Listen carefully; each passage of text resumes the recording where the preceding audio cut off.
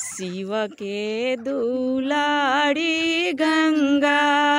निर्मल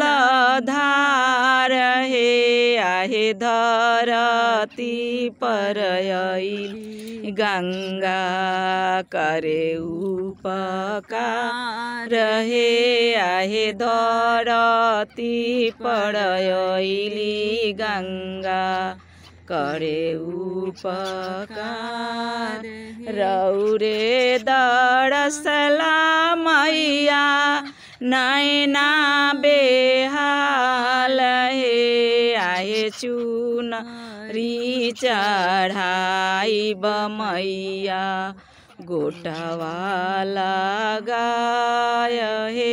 आहे चुनरी चढ़ाई मैया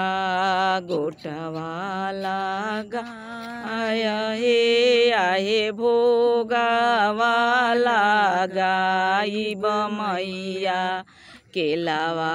का सार हे आहे भोगवाला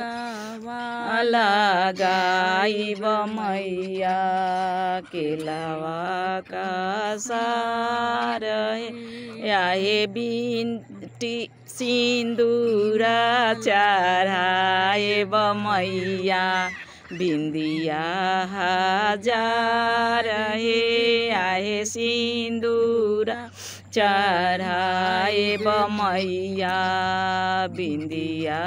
हजार हे आहे लहठी चढ़ाए मैया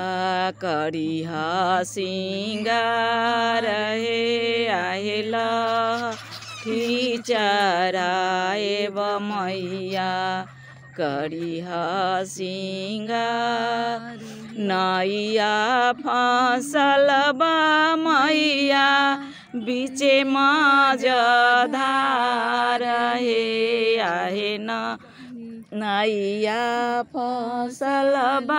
मैया बीचे मझधार हे आहे तनी एकया हो मैया करी दना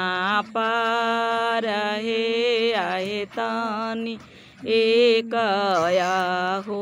मैया करी दना